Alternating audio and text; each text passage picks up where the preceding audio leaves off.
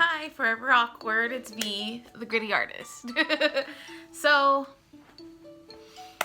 I guess it's time for a story time. I said I was gonna do these, and I had difficulty deciding what story to do next, to be honest.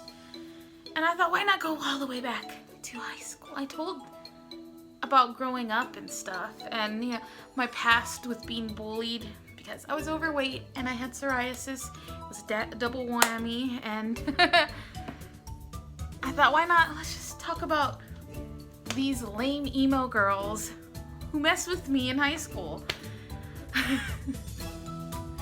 Not that I was not lame too. So let's just get to the story time. So this happened when I was in 9th or 10th grade. I think it was the end of 9th grade and the beginning of 10th grade. I was like 14, 15 for reference. I'll start with just introducing Rachel. Rachel is pretty. I don't know what she's up to now. She was thin. She had clear skin, a really nice complexion. I don't really have much bad to say, but at the beginning, she seemed cool at first. That's why I started talking to her. I'm pretty sure she walked up to me and we started talking. We were into the same kind of bands. I mean, she liked The Used and I didn't, but I liked MCR, so. And we both liked MCR.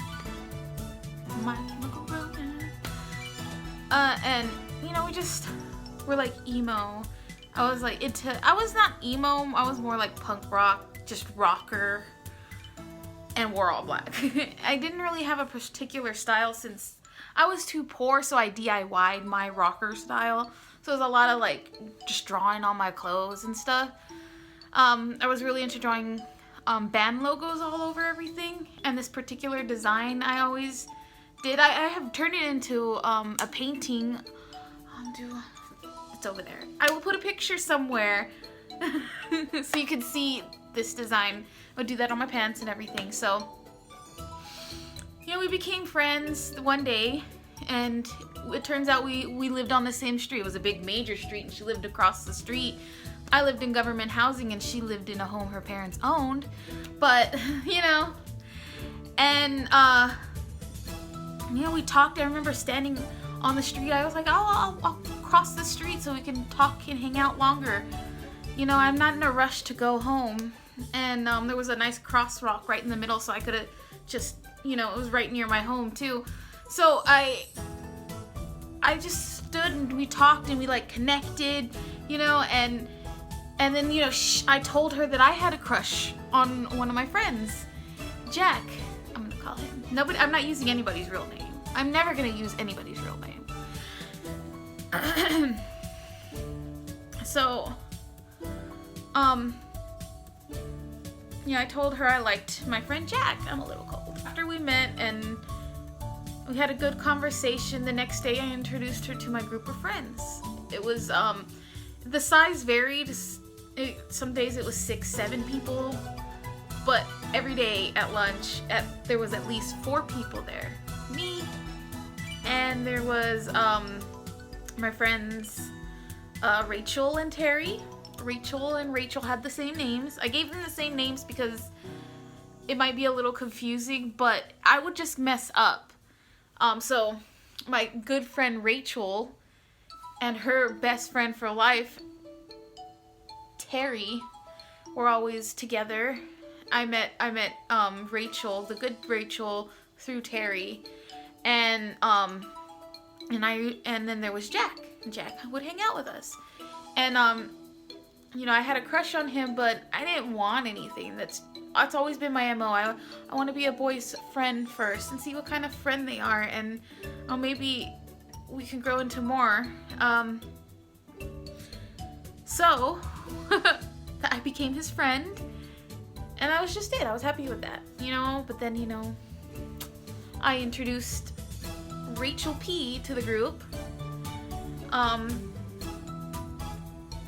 She stopped walking home with me after that, even though we lived on the same street. She wasn't as friendly. She didn't talk to me one-on-one anymore. just within the group. I would catch her hanging out with other people, like my friend Terry or the other Rachel, but Rachel P would never hang out with me or walk home with me. I felt like I introduced you to this group friend. Why are you suddenly like freezing me out?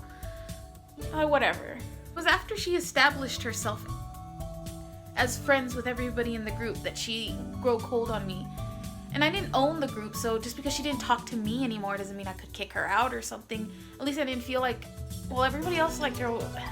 It hit me extra because of my past with being bullied and everything. But, you know, I learned in the past that acting hurt and lashing out is gonna get me nowhere. I hadn't learned that yet. Next page. So, you know, she got friendly and she would flirt with Jack in front of me.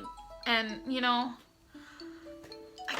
I couldn't really do anything about it because I don't own the group. I don't own Jack.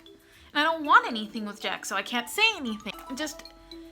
It made me feel used and I was like upset. Like if he just met her and started dating a girl, that's how life is. But the fact that she used me to worm her way into my group of friends to meet the boy I like and then started dating him, that really like dug like the knife in. I don't know. I was just like, but I act unbothered. I'm gonna skip over a lot of little petty little comments here and there that we said to each other because I honestly don't remember, but I remember it was just like a constant little escalation. It was nice at first, like kind of like playful banter it could be between friends, but it was like frenemies and we slowly became just enemies. I don't have frenemies, so maybe she thought of me as a frenemy, but I didn't think of her as a friend even in that term. So, but my friend, she was nice to my friends. Well, I guess they were her friends too by that point, don't you think?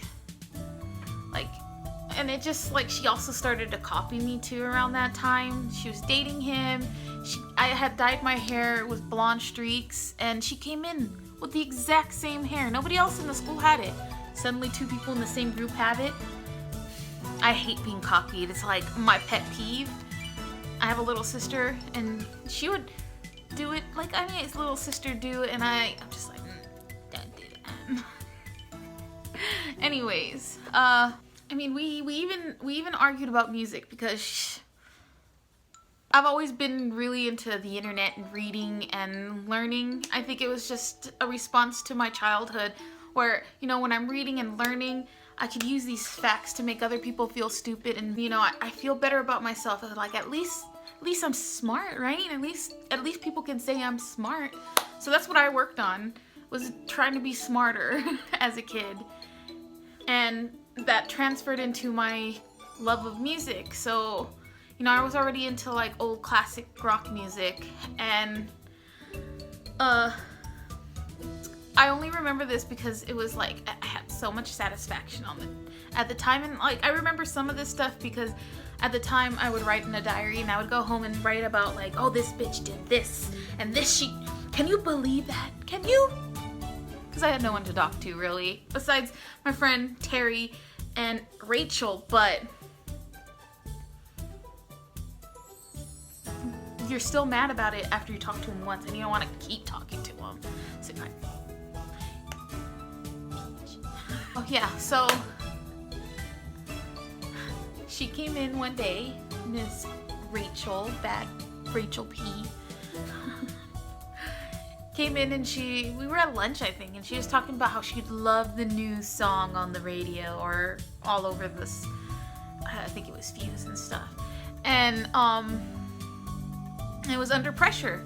She's like, oh, can you believe The Used and My Chemical Romance, Jared Wade made this beautiful song? And I'm like, but they didn't. That song is by Queen and David Bowie. And she got really mad. She's like, no, it's not. And I'm like, yeah, it is. And she's like, huh, Jack, isn't it The Used? And because I was right, it is originally came out like I think in the 80s or something. I don't remember. Gosh, I should really have looked that up. But I was like, it's a remake song. They didn't write the song. And he confirmed that I was right because I was. And she got mad. And it was just like, yeah, your boyfriend told me, yeah, I was right. I'm like, what is he supposed to do? Know you're right even though you're wrong? I don't know. I don't remember when they broke up or why they broke up or anything. But they broke up. She stopped hanging out in the group so much. But she was still wanting to be friends with Terry and Rachel, the good Rachel. And Rachel P had a cousin. And I don't remember when I was introduced to her cousin Taylor. I gave her a name I don't like because I didn't like her. She was much more aggressive. But they both would start rumors about me when I was gone. I ditched a lot. I was not a good student. Don't want to brag about it. I regret it. I wish I could go tell myself to go back to school and tell myself how important school is. But that's the past. I ditched a lot. And every time I came back, my good friend Rachel and Terry would tell me about what Rachel P was saying about me behind my back. That I was arrested, that I got kicked out of school. She just came up with whatever she could to make me look bad. And she would call me names and stuff behind my back. Multiple people told me about it. I'm like, you know what? I didn't do anything about it really. I just was aggressive to them. I'm not really about doing sneaky things. I'm much more of a straightforward person. If I have a problem with you, I either will say it or avoid you because sometimes it's just not worth it. At least now. Back then I would just say it. And it gave me a reputation at school, you know, of that I was mean to everybody. I gave it equal to everyone. And unless you were really nice to me. And then, you know, I was a really nice person to my friend Rachel. My good friend Rachel even told me that people would walk up to her in high school and ask her, how could you be friends with V? You know, I was like, V's a lot nicer than you think? Like, what do you say? How are you friends with your friend? Because you like your friend and you don't know that person? But it's high school. I feel a little like she was trying to turn my, like take my friends away or something. But I didn't own my friends, and they could be friends with whomever they want to be friends with. English. So, amongst all these rumors, the petty little arguments with each other, you know, she had a cousin named Taylor. Her cousin Taylor was even more aggressive and would be more argumentative. It just slowly got worse as time went. You know, I don't understand why they hated me so much. They targeted me, started rumors about me, and just named called me. And they would just have little snide remarks when I was around, you know?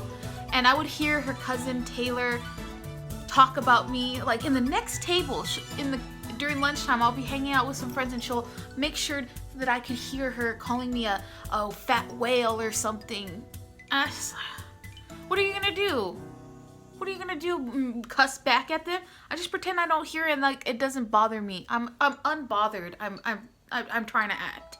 But it seems like when you try to act unbothered, people try to go after you harder.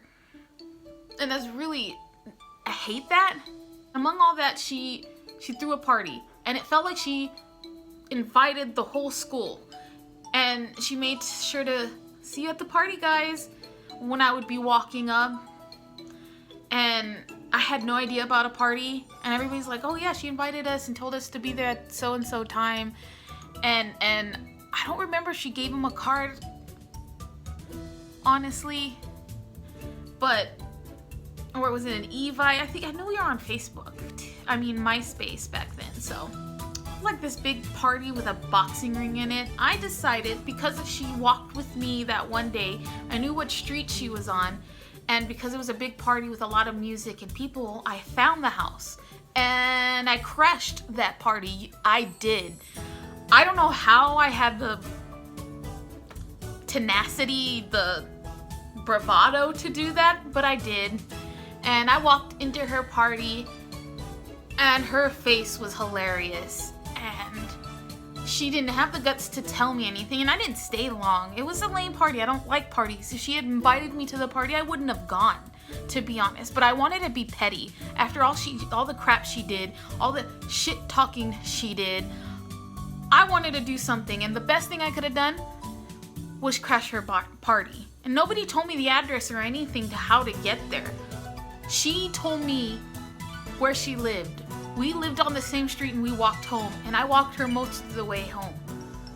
I just didn't know if I needed to turn this way or that way, but the loud music guided me, and I didn't think I would be able. It was like a 10-minute walk to her house from my house, okay? My friend, they encouraged, it was hilarious. Their parents were there.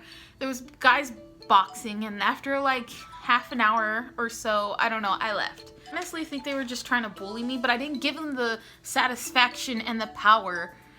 So it didn't really feel like bullying per se, but it's really was. It's like we have a choice to be at school, you know?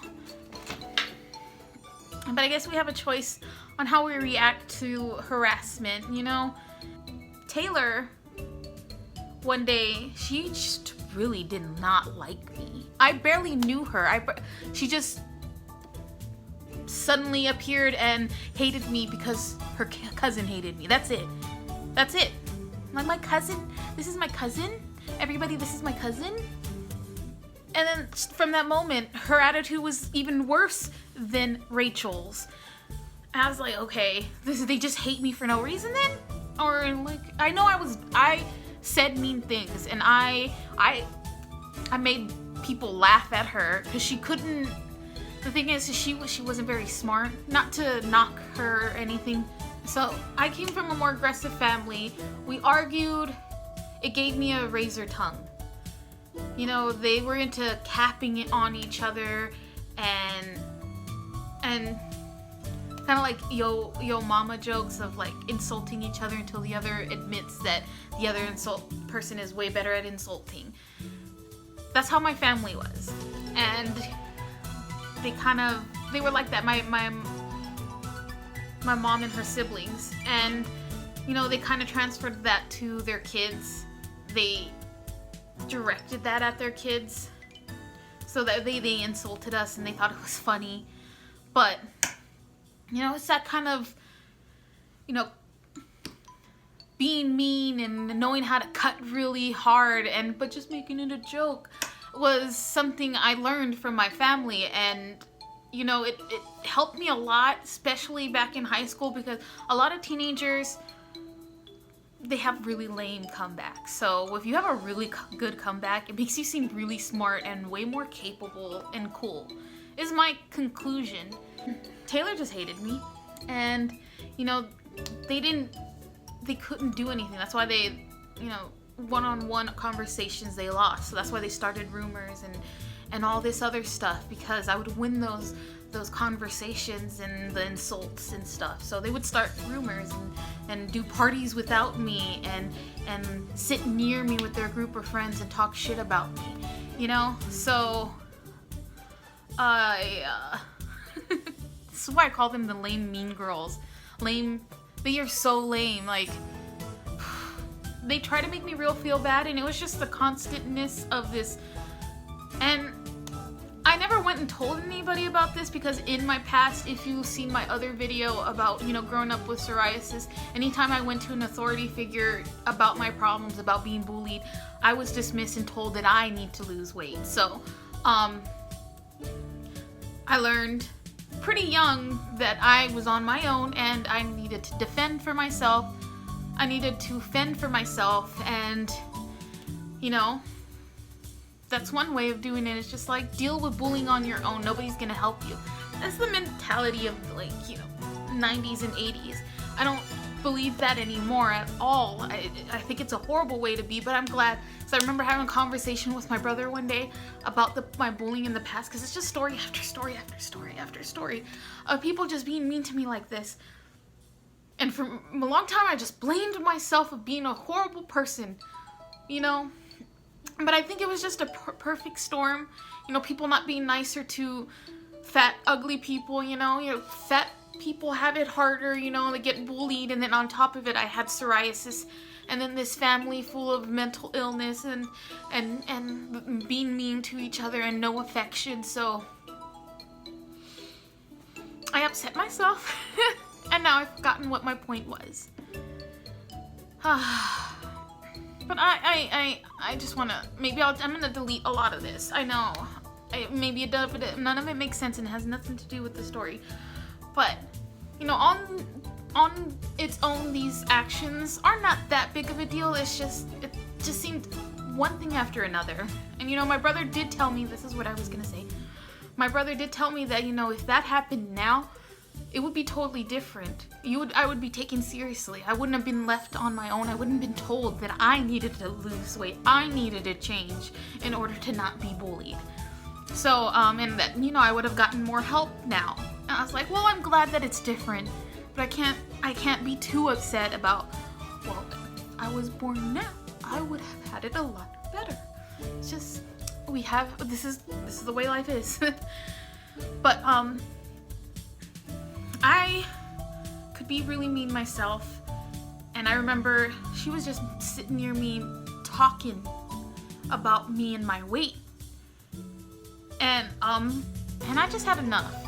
Every morning my mom would give me $2 to go on the bus, and instead I would go to AM/PM, buy me a big cappuccino, and walk my big butt to school, and I would get they were having a promotion, and you would get a free Pop-Tart. I still can't do sweet on sweet, so I just put the Pop-Tart in my backpack. So I always had a Pop-Tart in my backpack. Either I'd give it to my friend, or I'd eat it for lunch, or when I got home, after school. So grabbed my Pop-Tart, and I started breaking in little pieces and throwing, like, with the middle and the frosting in the bottom part, and just little pieces, and start tossing it at her, and it would hit her. It hit her right here, and just like, and some of them would bounce off, and a couple would stick. I think I threw about 10 of them before she realized, and she's, what the? Start cussing and got up and left. She couldn't do anything about it. What was she gonna do? Hit me?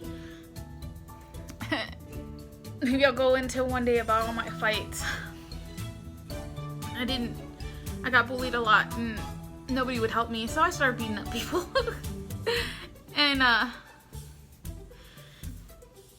these girls I never knew before high school, so they didn't know that past, but my other friends did, and told them about it.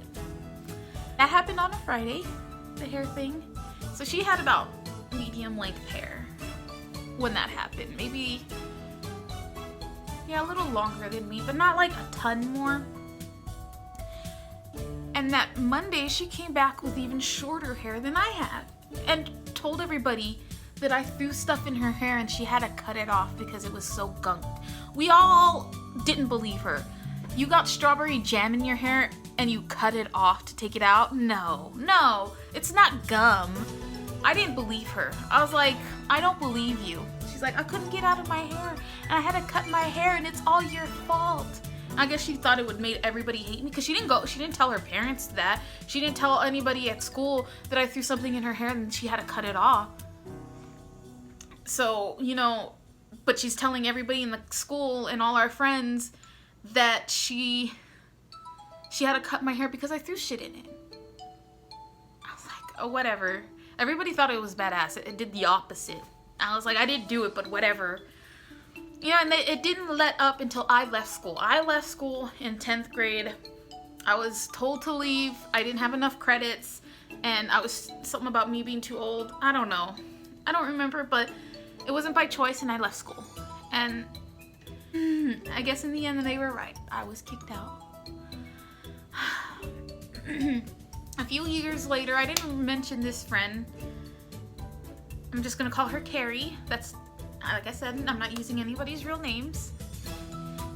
And we were just talking. I tried to find the message, but I think it's an old Facebook. Maybe it happened on MySpace, now that I think about it. Yeah, I think it was on MySpace. So after high school, after I left, and I went to Job Corps, and then I came back, and I was talking to my friend Carrie, and she's all like, oh yeah, I remember Rachel P. And her cousin Taylor. They hated you. They were always mad talking you. I was like, yeah. Like, you know she was jealous of you. I was like, jealous of me? But she's so skinny and pretty, has, like, her parents own, or at least rent a house. I'm living in government housing, you know? I have a drug addict father who's in prison. Like, why are you jealous of me? I'm fat. I have psoriasis. She dressed way better than I did. She could buy the styles I wanted. We couldn't afford, trip pants and all this other stuff that I wanted to wear, the nice jeans. Like, I was lucky enough to get some cool Banties, yeah, but we had to buy as much clothes as we could, and spending $30, $20 on pants, especially back in the early 2000s, is just redonkulous. Anyway, so that's my story of the Mean Girls. I never saw them again. There was no resolution, but my friend Carrie told me that she was jealous of me. And it's hard to believe that anybody would be jealous of me. Especially back then when my psoriasis was the worst, my attitude wasn't great, and I didn't wear makeup, and I just had the lowest self-esteem. I could not understand why anybody would ever be jealous of me, but there it is. I guess there's always gonna be somebody who's jealous of somebody, right? Maybe she was just jealous of the fact that, everybody thought I was smart and my opinion had weight. And she was kind of dismissed as like a brainless type of person. And that's what I attribute it to.